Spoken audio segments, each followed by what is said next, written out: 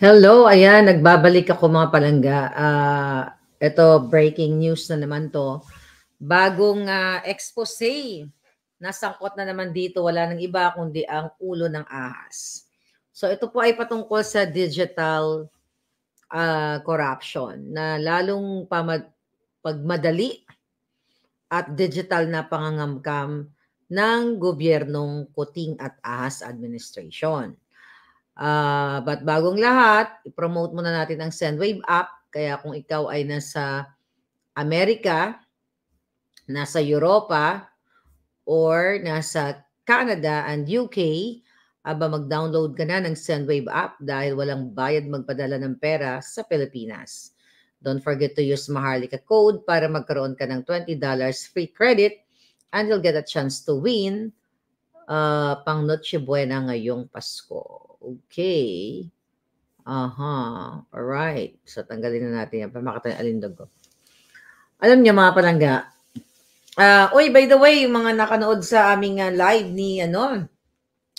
nila Mother Pebbles Chororot Kunanan, si Sas and si Roy. Ayan, available yan sa Bagong Lipunan YouTube channel and also sa Maharlika Boljakera.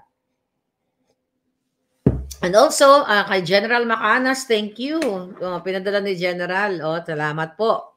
Napakasarap. Actually, iniinom ko ngayon. Alright? Thank you sa iyong Merry Christmas. So mga kababayan, hi Dato Roy, we are there. Ayan, Orlando Nicolas, Zorro Gandhi, ayan. Gising ang aking mga Guardia Civil. Si Casey. So sa hindi pa nakakaalam, so nag-start na nung December 16 itong pilot ng PCSO, okay, ng PCSO para sa kanilang digital corruption. Lalong mabilis ang kanilang pangangamkam. Mga kababayan, ang behind, okay, basahin muna natin ang balita sa inyo bago natin sabihin kung sino na naman sa pamilya ni Lisa Ahas Araneta Smugs ang kasabwat niya dito sa iLotto. Alright? So, ito, December 15, iLotto test run begins. Minimum jackpot now 500 million pesos for Grand and Ultra Lotos. Ito yung 655 and 658. So, dito sa kanilang pilot or test run, 'di ba? Pilot corruption, digital corruption. Mga kababayan, ang kayo na mga OFW ay pwede na kayong tumaya ng loto kahit kayo ay nasa labas ng bansa gamit ang inyong cellular phone or SIM card na Philippine-based or Philippine line and with the other documentation. So, anong ibig sabihin nito mga kababayan?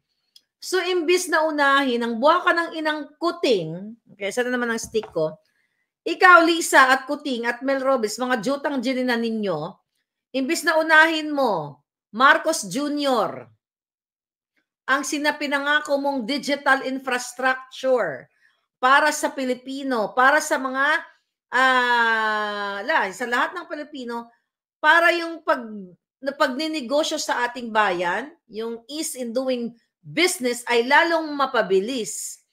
Ang mga internet connection, lahat ay pabilisin para ang mga kabataan natin ay mabilis ang kanilang pag-Google search kung ano man yung kailangan nila sa kanilang eskwelahan, ang mga opisinang panggobyerno o pang-private para mabilis ang ating koneksyon para sa pagninegosyo, pagbibigay ng impormasyon at lahat ng nakapaloob dito sa digital infrastructure na pinangako mong tangina Kuting ka, ang inuuna yung mga inayupa kayo, digital corruption. Bakit ka mo mga kababayan, inuuna ang digital corruption? So imagine niyo kaya daw nila ini-launch ito ni Mel Robles, yang punot dulo, okay, nakasabwat ni Lisa at yan sila Taning, kasabwat sa pagnanakaw ng pera ng bayan, sila ang may promotor, di ba? Inulat ko na yan sa inyo noon pa, na wala pang isang taon ay nakabili na ng multimillion na bahay ang si hinayupak na Mel Robles. 'Di ba? Natandaan ninyo na I think last year ultimong aso niya na nag-birthday, million ang gastos. At ang birthday niya, million din ang gastos. Ini-report na natin lahat sa inyo yan. So ngayon mga kababayan, nakakakulo ng dugo. Kayo dyan sa Pilipinas, lahat ng mga OFW ay dinidiscourage ko kayong suportahan itong buwaka ng inang digital lotto na ito. Kasi mga palangga, gusto talaga nilang madaliin at sipsipin ang inyong mga pera. Hindi pa sila nakontento sa perang nire-remit ng OFW, right? Ngunit inatupag pa nila itong digital lotto na to. You know what? Dito sa Amerika, mga kababayan, wala kaming digital lotto dito. Ang pwede kang tumaya mismo dun sa tindahan, okay? Sa outlet. Pero pwede mong i-check sa iyong cellphone. Pero dito sa Pilipinas, okay? Nag-launch nga sila, ito nga yung kanilang pilot testing, mga kababayan,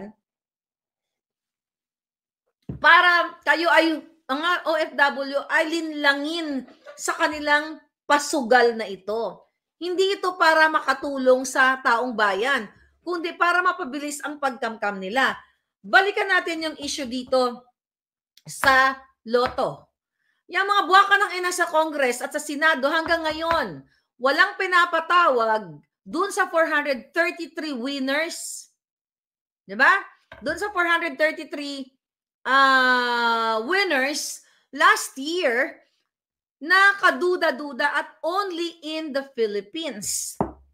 Yeah, wala pang pinapatawag, wala nang nasundan. I mean, hindi na nasundan yung pagpapatawag sa mga buwaka ng inang nasa PCSO dahil si Lisa nga at saka sila Mel Robles, sila Taning yan ang magkakasabwat ng mga hayop na yan dahil inuubos na nga ang pera ninyong i-transport sa kanilang mga offshore account. Okay? Kung natatandaan ninyong kini-question ni Anak Kalusugan Party List, okay?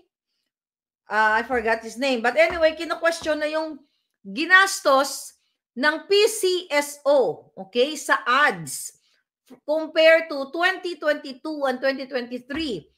Diba? 2022, yung half nun is not really half. Yeah, almost kalahati ng taon na yon ay panahon ni Duterte.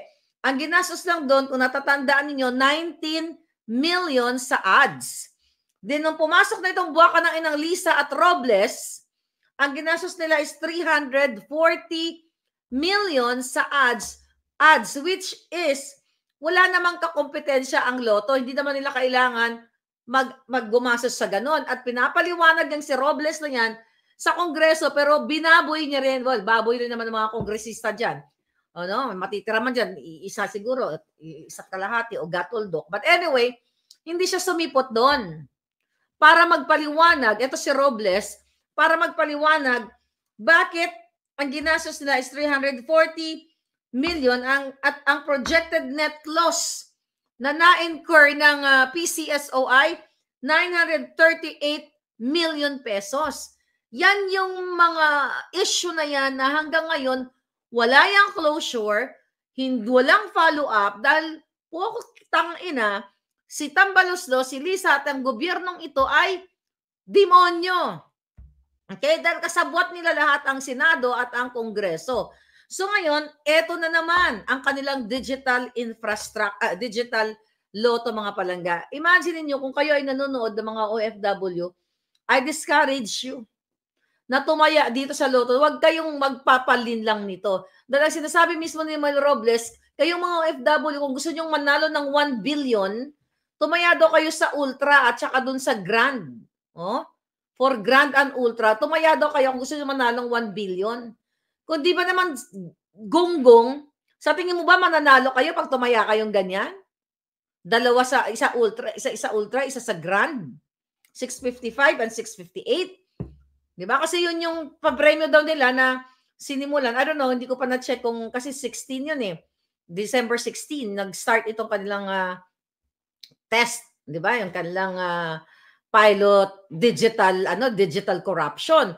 So anyway, mga kababayan, sabi ko nga kanina, hindi sila nakontento na hut-hutin ang mga taxpayers, yung mga tax ninyo, remittance ninyo, kundi pati yung mga pagtaya ninyo, pagsusugal ninyo dyan sa labas ng bansa, ay gusto pa nila kayong i-recruit. Ngayon, mga palangga, dahil sabi ni Robles, kesa ano daw, ang reason kung bakit sila gumagawa ng ganito, na nagkaroon sila ng digital loto, para daw labanan yung mga illegal na nagloloto, ganyan-ganyan. Sino bang illegal? Di ba? May inilabas na ba sila? Actually, wala nga di ba? Wala nga inilabas dyan sa Senado, sa Kongreso, kung sino ito mga tarpulanong ito. Kasi mostly, ang mga sinasabi nilang winner ng loto ay lone bettor. Di ba? Mga lone bettors daw na tinatakpan ng mukha, wala maglakas ng loob. Si Lito Lapid dyan as a chairperson ng Committee on Amusement, Games and Amusements, di ba? Wala pa ring saysay dahil tahimik naman yan. Hindi natin maririnig kung hindi natin namalayan na ano pala siya, na senador pala siya. So ngayon, ang isa pa sa sinasabi ni Robles dito, mga palangga, na labanan daw ang illegal na online. Pero illegal na loto online. Pero sila ang mga illegal. Dahil ayaw nilang ipaliwanag sa taong bayan kung sino ang nanalo na, sino itong mga nanalo ng 433 winners. Dahil wala silang ipinresent na tao na 433. Kahit halongkatin nyo yung page nila, ang ipinakita lang nila dyan na may mga takip-takip ang mukha, siguro mga less than 10, okay? Out of that 433. So now, bago na namang pakulo ni Lisa at ni Mel Robles, bakit? Kasi nga nagmamadali silang ubusin ang dugo ninyo, ubusin ang pera ninyo. Ngayon, sino yung mga nasa likod nito, mga kababayan? Napag-alaman natin sa ating puting ahas, mga kababayan, right? Dito na tayo. Okay. Ang eksena pa pala dito, okay? Ang nakakuha, okay, ng contract dito sa likod ng kanilang online, yung mga magpo-provide ng mga technical, sa digital online nila, ay ang Pacific Online Corporation. Okay, itong si Pacific Online Corporation, ang nasa likod nito ay ang kamag-anak ni Lisa Smugs, okay, na si Mark Ledesma at ang pamilya mismo ni Lisa. Ang mga Araneta at ang mga Ledesma ay magkakasabwat sila dito. So imagine niyo, yung Pacific Online Corporation, according sa ating source, mga palangga, sa ating puting ahas, ay pinanalo ni Mel Robles, okay, sa bidding, kahit ito ay hindi qualified para maging cater nitong digital digital corruption. So imagine niyo, hindi pasado itong kumpanya na Pacific Online dahil kulang, hindi kwalipikado, pero ipinanalo ni Robles at merong twist dyan. Okay? Ang twist dyan, mga palangga, itong proyekto na ito pala, originally ay napalalunan, okay, sino? Napanalunan to supply this mga logistics eclabush, yung mga mga tech part, okay? Ang nanalo pala sa project na ito ay si Cherry Covarrubias. Okay, sino si Cherry Covarrubias?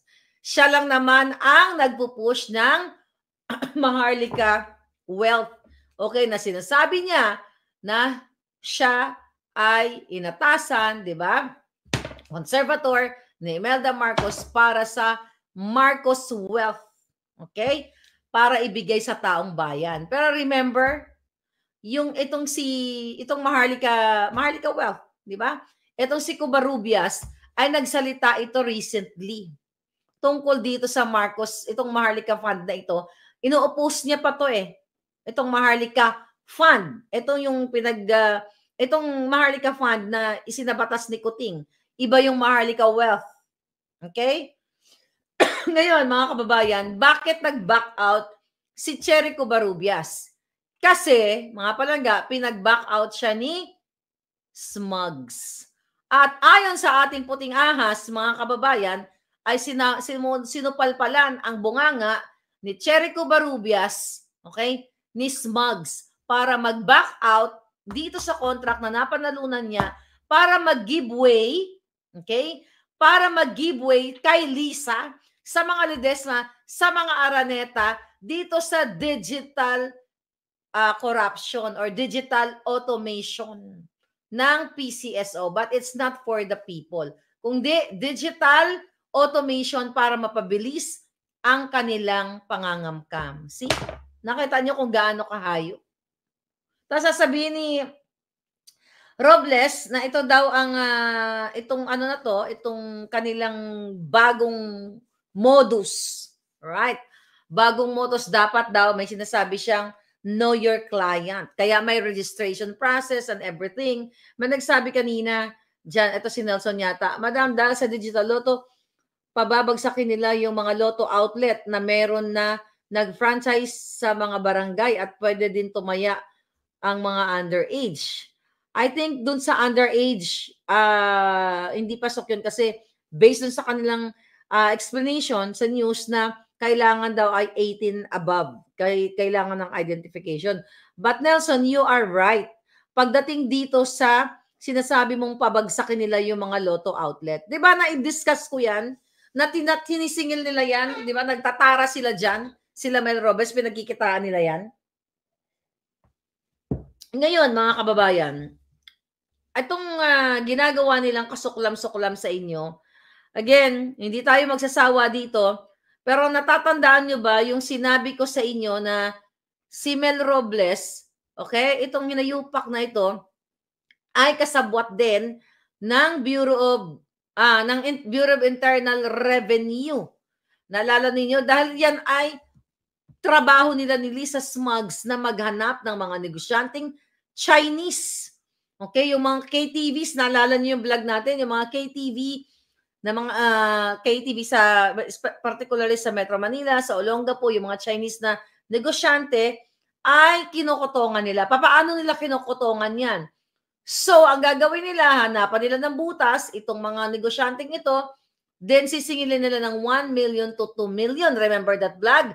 Sisingilin nila, sasabihin nila, ito, may problema ka sa taxes mo, kung anong klaseng, pagtatanim nila ng paghahanap ng butas o pagtatanim nila ng kwento dito sa mga negosyante na to, ini-extort nila. Remember that vlog, yung ini-extort nila, itong mga KTV owners.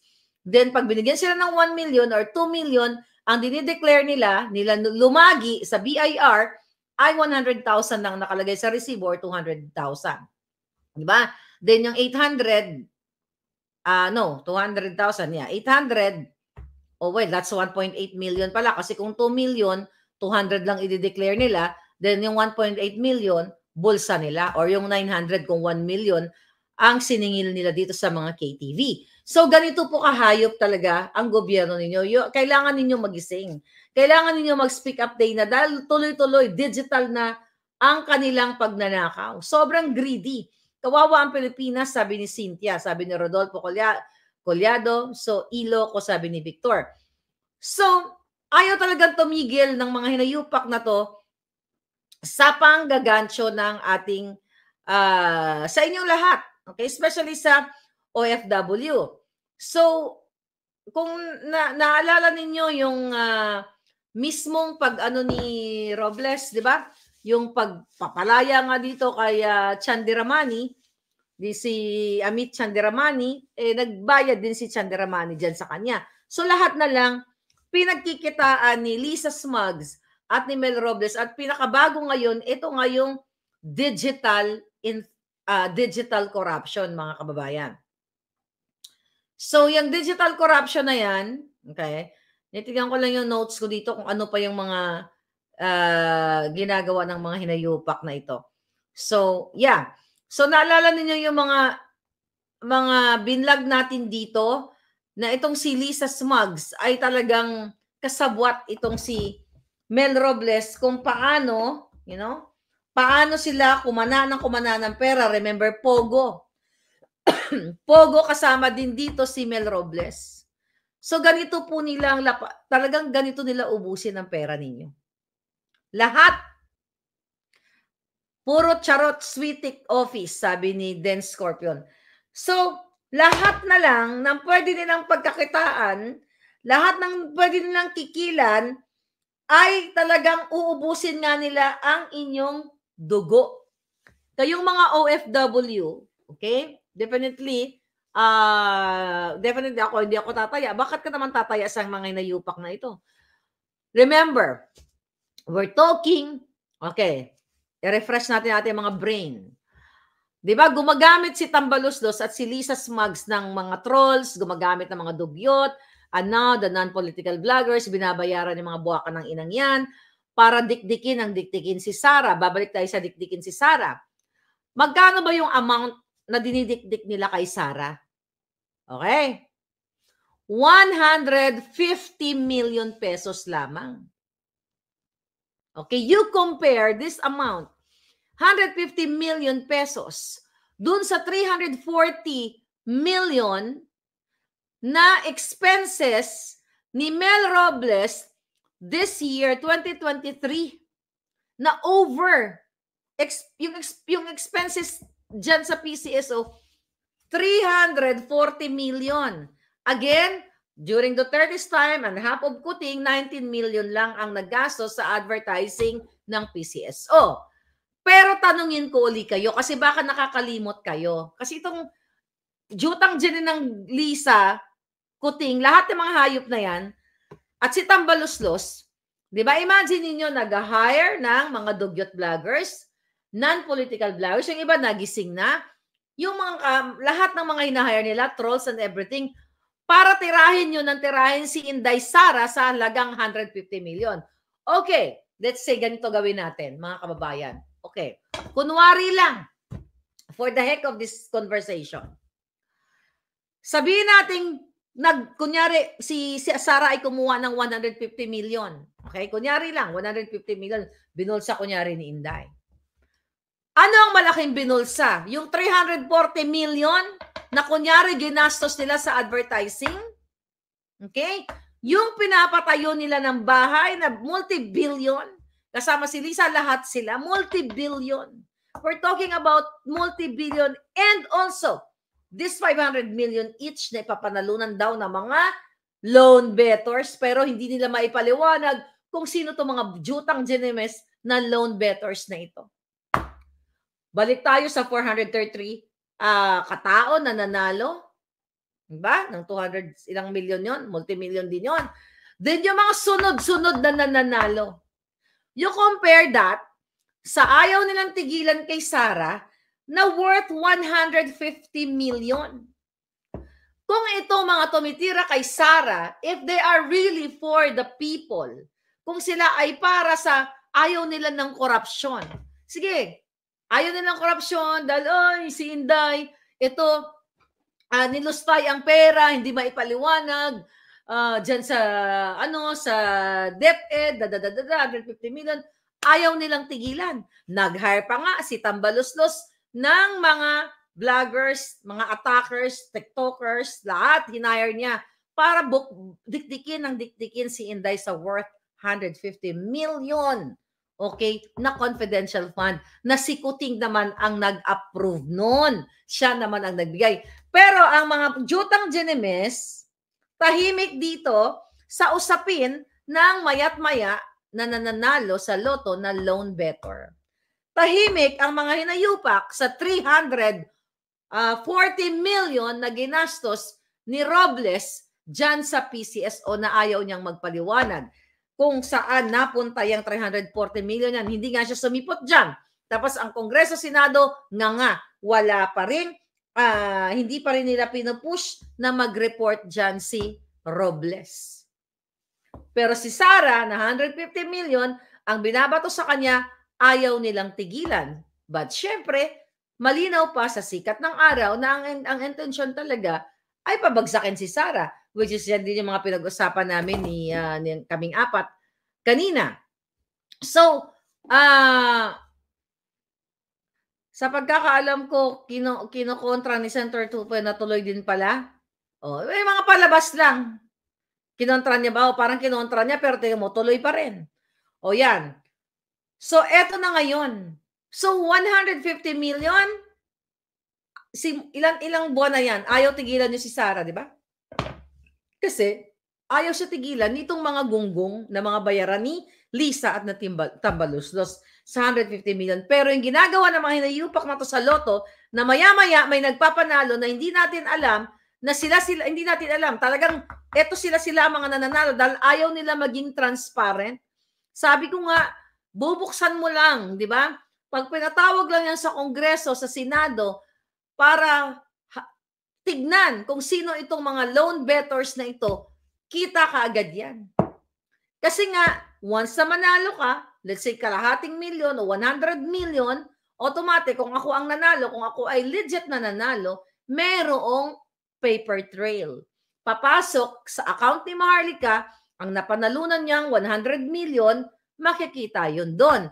At let's say for example, kung ako ay dami lamang, okay, dahil ako ay, wag na ako kasi ayoko maging kahit dami, ayoko maging example. Kunyari, si Tambaluslos, okay, ang kanyang mga kamag-anak, kapatid, si Lisa, yung mga pinsan niya, lahat, mga jutang Ginemes, yun ang pinanalo. Di ba?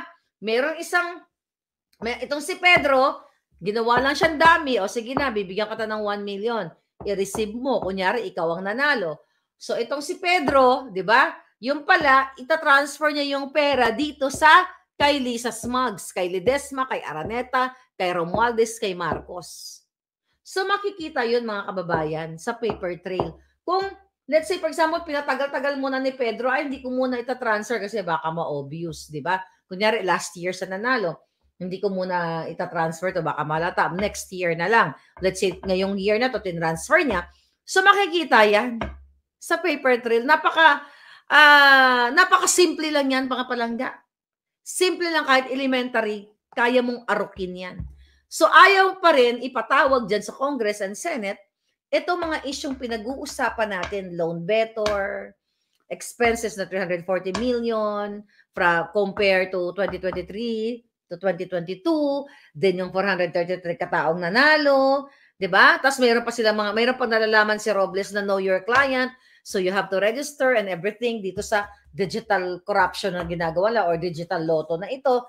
Pero, 'di ba? Karapatan ng taong bayan to know kung sino ang mga loan bettors na ito. 'Di ba? Itong mga nananalo na hindi natin alam. Sila ang nananalo sa loto. Sabi ni Liz, grabe, mga bilyones na binubulsa. Sabi ni Romantic Moon, yeah, bilyones na binubulsa nila mga palangga. Nakakasuka to mga hayop na to. Kaya sabi ko, hi Sally Kigochi. So sabi ko, dapat umaksyon na kayo. Diba? Actually, meron tayong susunod na sa inyo, na pasabog, bukas na yun. Pero kasi nag-aantay pa tayo ng litrato. Okay? Hindi ko masasabihin ng bonggang-bongga, pero si Tambaluslos naman ang issue dito. Ayaw nila tigilan ng pera ninyo. Ayaw po nilang tigilan ang pagnanakaw. So, bawal daw po kasi i-reveal ang winner, sabi ni Bernie Abelar. Diba? Ayaw i-reveal ang winner sa mga taong bayan, pero yung mga pangalan ng mga nananaya, gusto nilang ma-register lahat. Okay? Yung information and everything. Walang konsensya ito, mga politiko ito na mga ngangkam, sabi ni Liz. Sa interview kay Sandro, sabi ng lolo ko, nasa politika ang pera. Sabi ni Amy Makulot. Sinabi niya yan? Nasa politika ang pera. Nasa politika kasi mangangamkam sila. Kaya nga, never again, Marcos, never again. So mga palangga, okay, mas madaling makapanloko dyan sa iloto, madaling ma-manipulate. Ang winning numbers, hindi dapat ang kilikin yan para kang nagsusunog ng pera, sabi ni Elisa Balag. So yes, hindi pwede reveal kasi para safety ng mga nananalo, sabi ni Ronoa. It's bullshit. Alam mo kung bakit? Hindi pwedeng i-reveal kasi sila ang nananalo. Diba? So ngayon, sa mga kababayan ko, sa mga palangga ko, na nasa ibang bansa. Okay? Huwag niyo 'to tangkilikin dahil sisimutin ang pera ninyo. Na ano bang proyekto ng PCSO? Okay? Ano ba proyekto nila? Maliban sa bago ka tulungan ay magmamakaawa ka. Pipila ka, 'di ba? 'Pag may sakit ka, namagayon pa ng, lahat ng actually ang daming mga lumalapit sa akin na may sakit na hindi ko naman kayo kayang tulungan lahat, 'di ba? Imbis na itong mga perang ito ay ibigay sa healthcare, sa mga may sakit yung anak, tatay, lahat pinag-usapan natin paulit-ulit. May nakita ba kayong improvement? Yung mga nagda-dialysis, yung mga heart problem. 'Di ba ano nangyayari sa inyo? 'Di ba nagmamakaawa pa rin kayo sa mga politiko, sa mga barangay ninyo, kay kapitan? Nagmamakaawa pa rin kayo sa DSW, sa PCSO, 'di ba?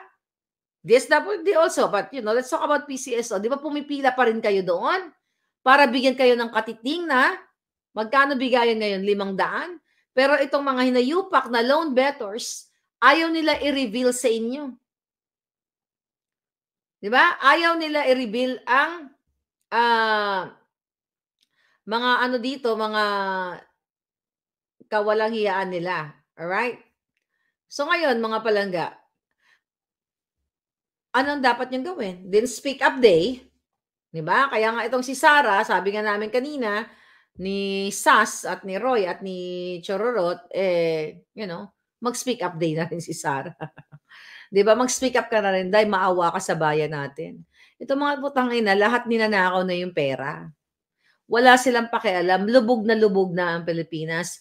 'Pag pinaabot niyo pa ng 6 na taon 'yan, okay, magiging zombie na kayo dahil ang mga tao, dahil bangag na ang mga tao dahil lulong na, sobrang depressed na sa kahirapan, walang trabaho, 'di ba? Tapos natusulsulan na mag-adik-adik dahil ang mura na ng pulburon ngayon. So makikita nyo na lang, parang mga zombie na yung ating mga kabataan dahil nalulung na sa droga dahil 3-5 na lang yata ang droga ngayon sa Pilipinas. 'Di ba? Ang pulburon. So yun ang pakatandaan ninyo. Kung paaabutin nyo pa to, kaya magmamakaawa tayo kay Inday Sara, magmamakaawa tayo sa mga men in uniform at mga sir, mga ma'am, alam nyo naman kung anong ginagawa ng mga jutang ginemes na ito. Kung pababayaan nyo kami, okay, kasama kayo dito sa pangkukulam ko. Kasama kayong lahat dito. Maawa kayo sa inyong bayan. Okay? Harap-harapan ng binababoy kayo. Imagine niyo imbis na i-target nila kung paano yung sinasabi ni Kuting na digital infrastructure. 'Di ba? Nakapaloob doon. Okay, sa digital infrastructure, ang mabilis na na pagninegosyo sa Pilipinas, ang ating mga estudyante, mabilis makakuha ng impormasyon, lahat, ang mga transaksyon sa gobyerno man o sa private, parte mo inuna ng putang ina ni Kuting. Ano inuna ni Lisa? Well, si Lisa ang utak talaga dito. Kasi kumikita ang pamilya niya, di ba dito, dahil sila ang nasa likod nito, nagpaubaya nga itong si Covarrubias, dahil sinupalpalan siya, ayon sa ating source, ay sinupalpalan, sa ating puting ahas, ay sinupalpalan ang bunganga ni Covarrubias. 'Di ba? Kaya ang kikita, win-win talaga tong putang ng Lisa na to. Imagine nyo, pamilya niya ang kakatuwang ng PCSO dito sa digital automation ng kanilang digital corruption. Gusto nilang abutin ang mga Filipino abroad. 'Di ba? Kasi right on your fingertips. Magkano ba taya sa loto, by the way, diyan sa Pilipinas? Hindi ko alam yun magkano. 'Di ba? Right on your fingertips, mga palangga. Kiklik nyo lang ng bonggang-bongga. Kahit nasa Amerika kayo, Europa, kahit saan kayo. As long as mayroon daw kayong SIM card number ng Pilipinas at i-encode mo yung yung information, na makakapagpatunay na ikaw ay 18 years, above. So pwede ka nang tumaya. So ang target 20 pesos, sabi ni Bernie. So imagine that. So sa atin barya lang yan 20 pesos, 'di ba? That's 50 cents. 'Di ba? If you compare dito kung sa Amerika ka, 'di ba? 50 cents lang 'yan. Pero pag pinagsama-sama yun, that's multi-million. So yun yung target nila. abutin ang mga OFW sa buong mundo para nga naman mas mabilis ang kanilang pagkamkam. Hawak ni Amy ang string na itinali niya kay Inday Sara, sabi ni Amy Macolo. Ayun na nga mga palangga for sure, wow, talagang target niya lahat ng mga Pilipino sa buong mundo. Linta talaga, sabi ni May Pepicat. You know what? Sana, Inday, kung nanonood ka, huwag mo na itong patagalin. Okay?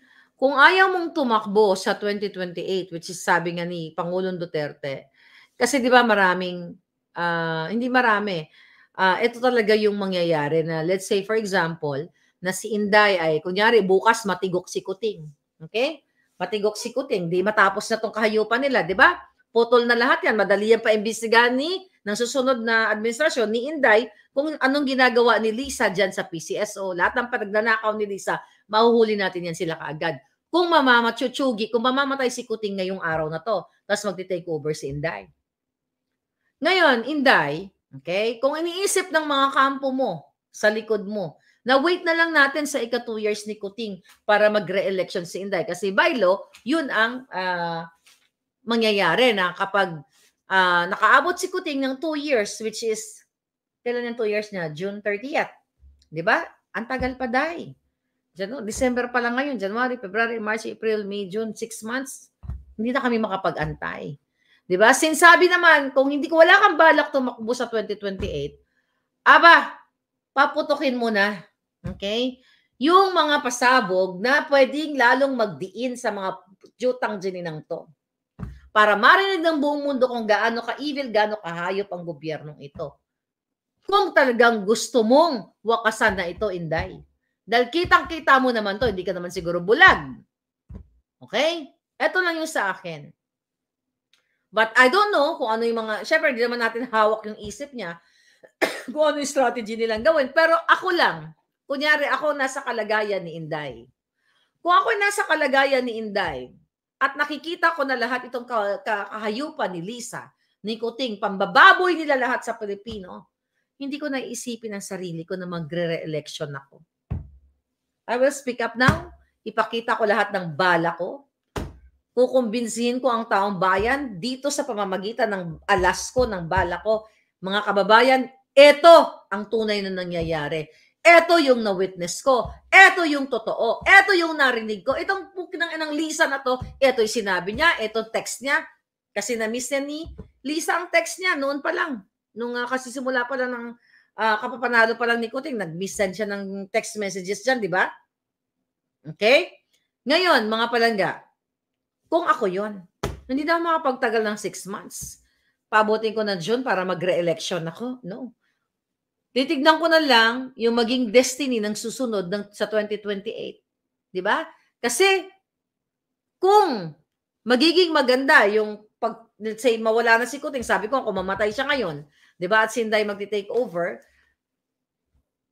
or kunyari ako nga, gagawin ko na lang yung tama para sa mga kababayan ko. Kung 4.5 years, 4.5 years lang, okay, ang inalay sa akin ng Diyos o ng tadhana o ni Bathala para mamuno sa bayan, di ba? Gagawin ko na lang ang tama. Di ba? Gagawin ko kabaliktaran ng ginagawa ng hinayupak na gobyernong ito. Itatama ko kahit papaano, although napaka-iksi yan 4.5. Okay? 4.5 years is too short. Okay? So, hindi natin alam kung sino sa 2028, but sabi ko nga, tadhana lang ang makakapagsabi kung matitegi na si Kuting o matitigil na ang kahayupan ng gobyernong ito. Wala silang tigil, digital infrastructure, lahat ng digital na nanakaw ay ginagawa nila.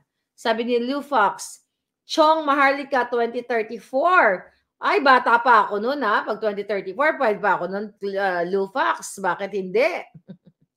Anyway, mahirap bitawan ang BFF Amy, sabi ni Amy. Actually, napag-usapan nga namin kanina doon sa aming vlog, ng 4. Ito si Amy, di ba? Na alam niyang nagpupulburon si Kuting. Kasi nga, nung tinext ko siya, nasabi ko man naman ang Aimee, ni-remind niya sa akin ni Pebbles kanina, sabi ko man naman ang Aimee, si Pebbles magpapasabog siya. Ito yung bago pa ako nag-expose. May ilalabas na information si Pebbles. Ang text ni Aimee, ano yun, Maharlika? Yung pagdi-deliver ng pulburon, asin pa nga ang term ni ni Pebbles. Ano yun, yung pagdi-deliver niya ng pulburon kay Lisa. Sabi ko nga doon kanina sa vlog, hindi ko naman alam, okay, nung time na yon na si Lisa ay nagpupulburon. Galing yun mismo kay Aimee. So alam na alam ni Aimee, Inday Sara, na nabudol tayo, alam ni Aimee na si Lisa at si Kuting ay mag-classmate sa pulburon. So the fact na alam niya na ang kanyang sister-in-law ay nagpapadeliver ng pulburon at ang kanyang kapatid, binudol ka niya, Inday Sara. Binudol niya ang buong Pilipino. Kasi wala ka naman sa matinong kaisipan, di ba, na ang kapatid mo ay nakita mo nagpupulburon, unfit, kumbaga, tamad. Ikaw na rin nagsabi niyan, Senator Aimee. Pero pinilit niyo pa rin patakbuhin mga dramang marriage made in heaven para budulin ng Pilipino. Ngayon, hindi ko alam, at si Inday kasi nagpabudol din tayo, pero huwag na tayo magsisihan dahil at least nakita na natin. So, ang wish na lang namin, Inday Sara, kung nakikinig ka, maawa ka sa Pilipino. Paanong gawin mo? Tulungan mo kami.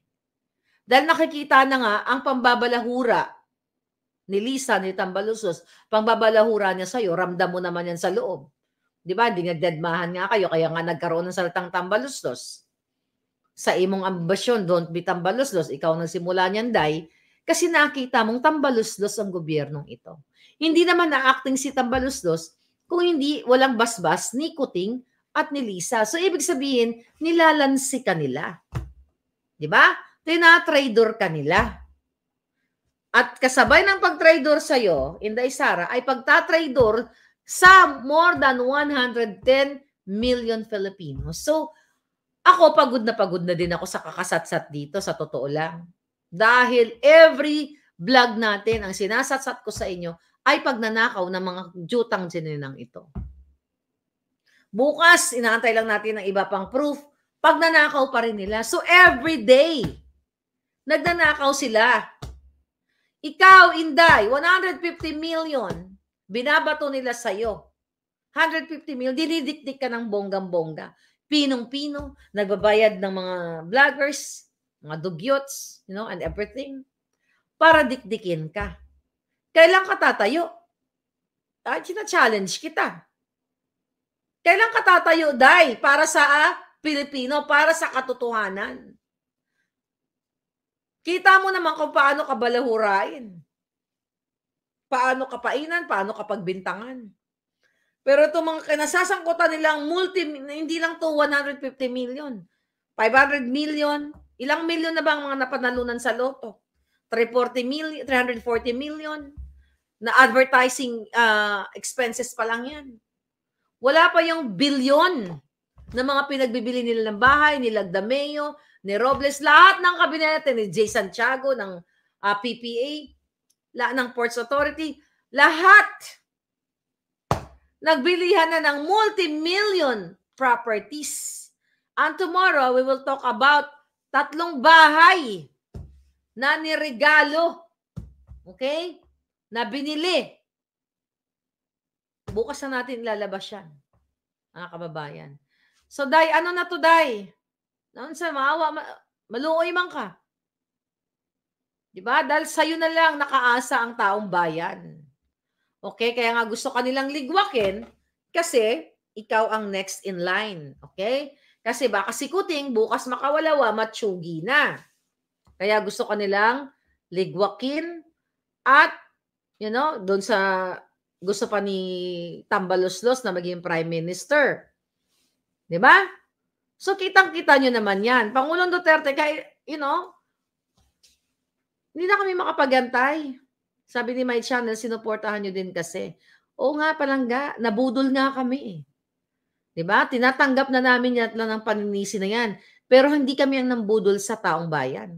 Dahil sabi ng putang inang ni Marcos Jr. at Lisa Marcos Ahas, para sila sa pagbangon ng Pilipinas. Pero tignan nyo, digital corruption. Buong mundo na may Pilipino, gusto nilang kamkamin ang pera ninyo. Hawak nila ang infrastructure. Digital corruption infrastructure. Dahil ang mag-provide ng digital or automation nitong digital lotto na ito ay ang pamangkin ni Lisa, ang pamilya niya, ang Ledesma at ang Araneta ang nasa likod, even though they are not qualified dito sa na mag-provide ditong service na ito.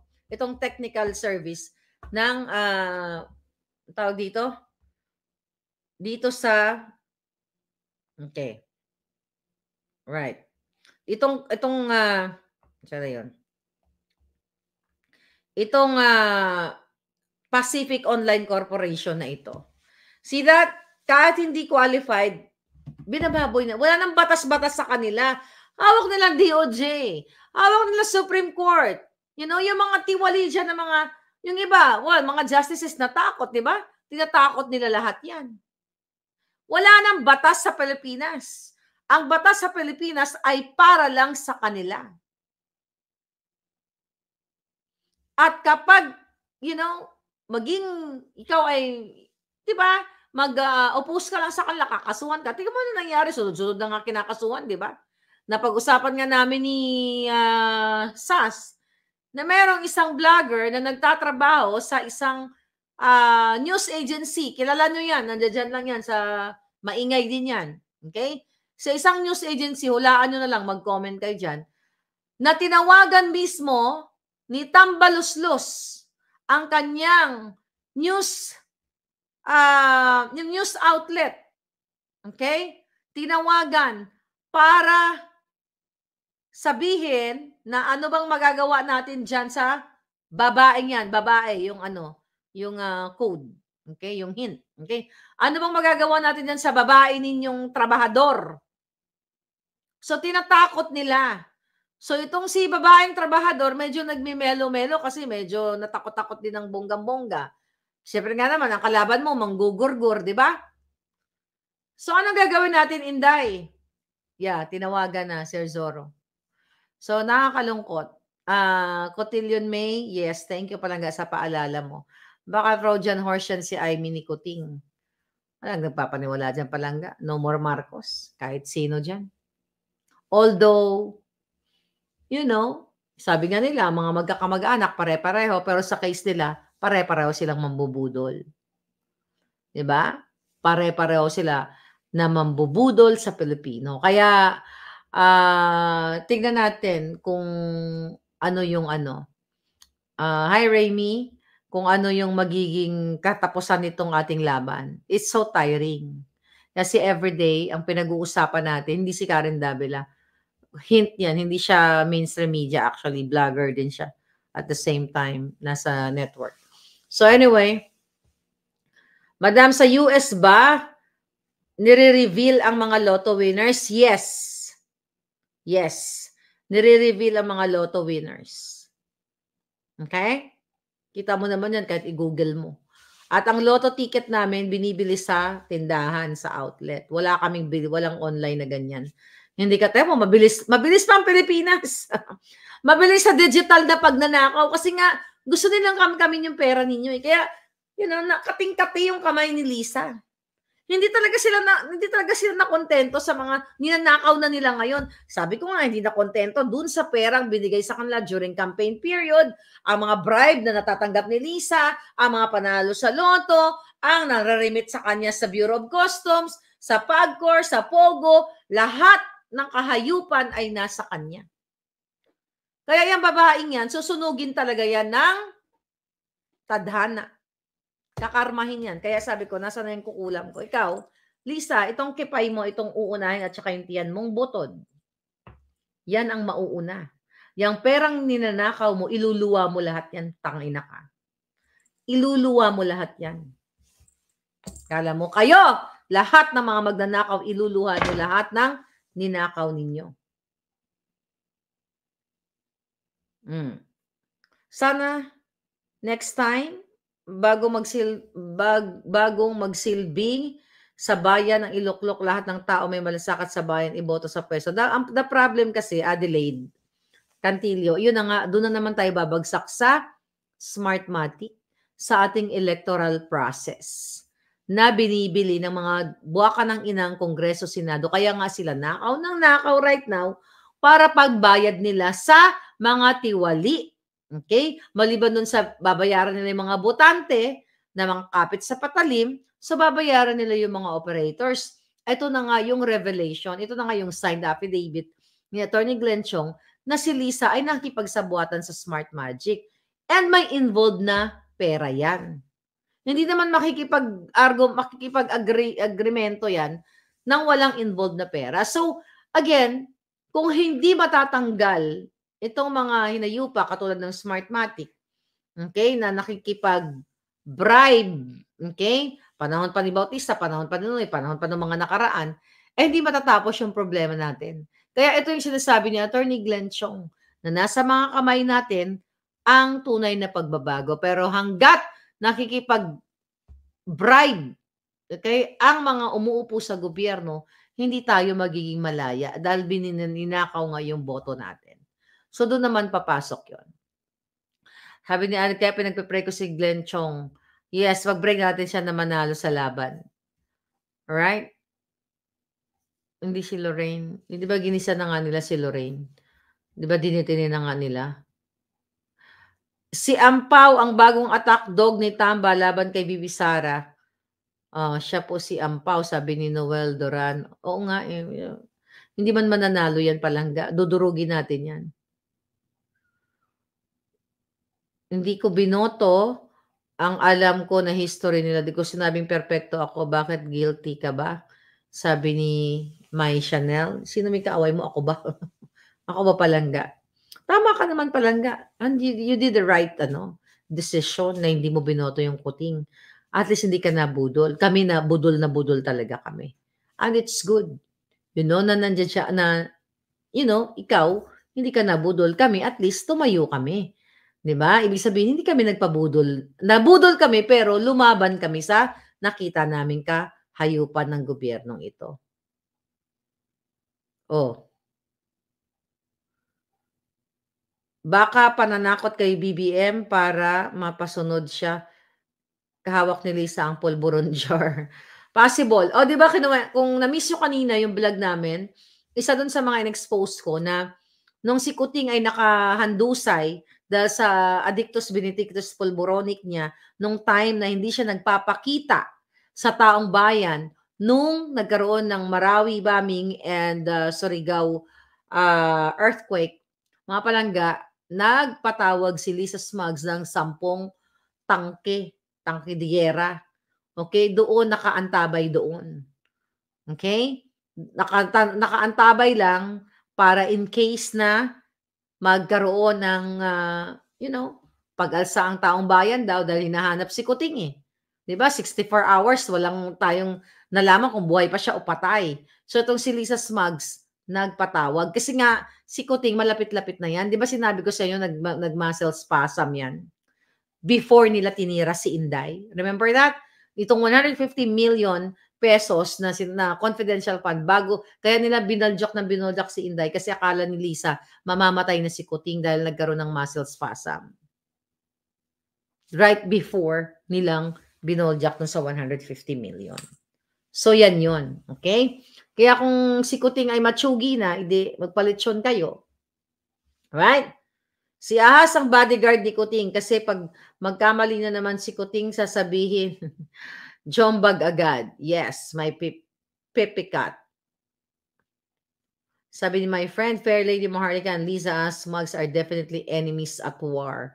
But Fair Lady Maharlika will win. The truth never loses. Exactly, mga Palangga. Oo, kalabang mortal ko yung hinay. No, hindi ko lang siya kalabang mortal. Kalaban ninyo yan. Kalaban siya ng bayan. Hindi lang si Ahas. Ang buong Kuting administration na nagnanakaw, yan ang kalaban na tunay. Alright? Oh, checkmate na nila tayo. Sabi ni Enrico, Maharlika hanggang nandiyan ang Smartmatic walang pag-asang manalo ang gusto natin, ang gusto ng taong bayan. True, kaya nga susuportahan natin din ang fight ni Attorney Glenn Chong dito sa Smartmagic na 'to. Pero sa ngayon sa Pilipinas, wala ngang gusto ito si Coco Pimentel. Kumusta ka na Coco Pimentel? Oh, 'di ba sinimulan mo na 'yan, although naka-break ngayon ang sesyon. So kailan mo, sa pagbalik niyo sa January ang sarap ng buhay niyo, 'di ba? Kongreso, Senado, 'di ba? Party-party. Anong ginagawa naman, nagbabakasyon pero lumalamon sila ng lahat ng pera ng bayan, 'di ba? Holiday vacation sila.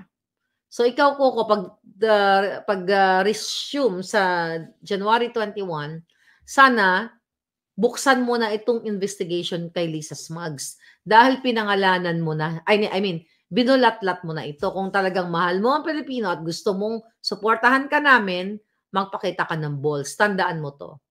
Madali lang sumuporta sa mga taong totoong nakikipaglaban para sa Pilipino.